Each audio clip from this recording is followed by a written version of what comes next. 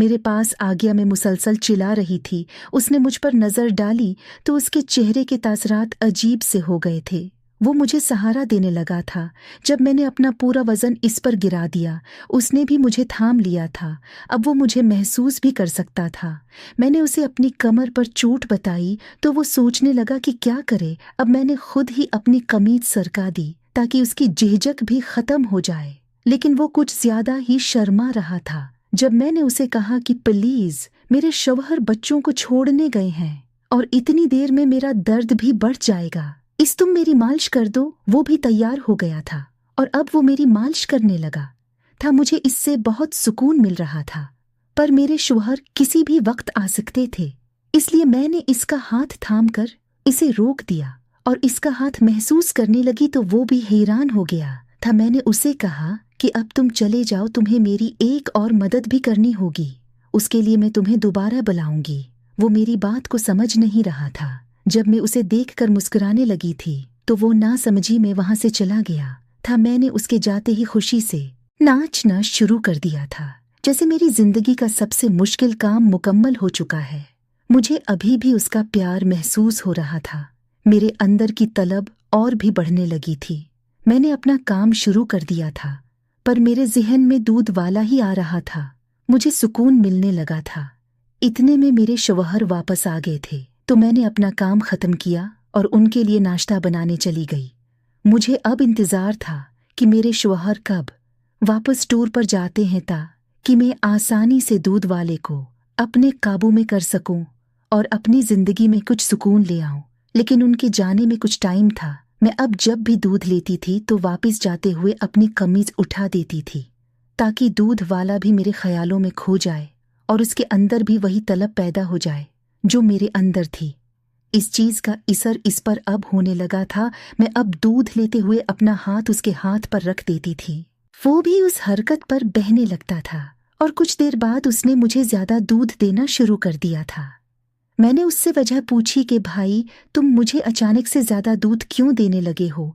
तो वो कहने लगा कि वक्त आने पर मुझे ज़रूरत पड़ेगी, इसी वजह से वो चाहता है कि मैं अभी से ज़्यादा दूध पिया करूं।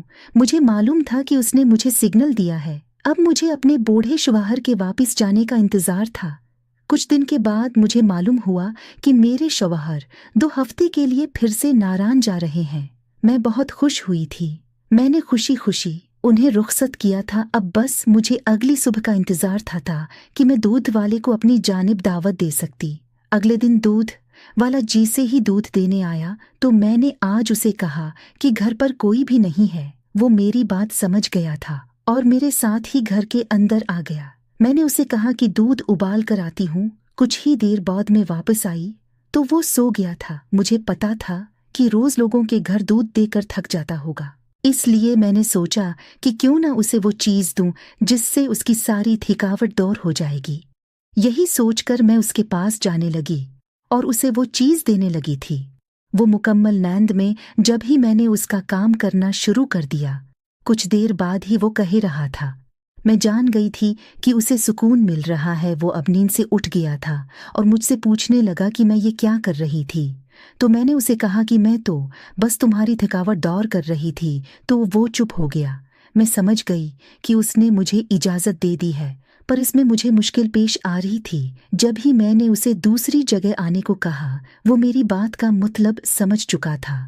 कुछ देर बाद मेरे सामने खड़ा था। मैं उसको देखकर बेचैन होने लगी थी। आज इतने दिनों बाद मेरी मुराद पूरी हुई थी। मैंने उसे कहा कि अब वो मेरा काम करे और अपनी पूरी रसाई उसे दे दी थी और भी मेरी जानिब झुक गया था और मैं बहुत खुश थी। मुझे एक और बात पता चली थी, वो ये थी कि दूध वाले को इस काम में बहुत तजर्बा था।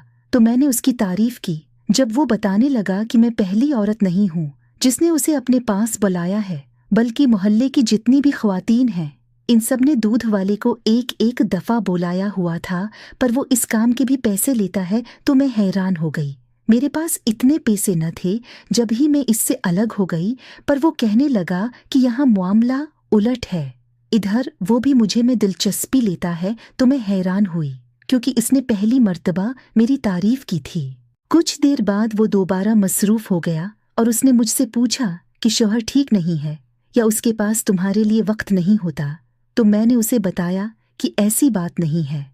असल में मेरा शौहर अब बढ़ापे की जानिब जा रहा है। दूध वाले को भी इस बात पर मुझसे हमदर्दी होने लगी थी। उसने मुझसे कह दिया था कि अगर आपके शौहर घर पर ना हुए तो दोबारा आप मुझे बला लेना, मैं आपका काम पूरी दिल से करूंगा। मैं भी उसकी बात पर खुश हो गई थी। हाँ तो दोस्तों, आज की कहानी आपको कैसी लगी है? अगर अच्छी लगी है तो मेरे चैनल को सब्सक्राइब ज़रूर करें ताकि आपको मज़ीद ऐसी वीडियो मिल सके।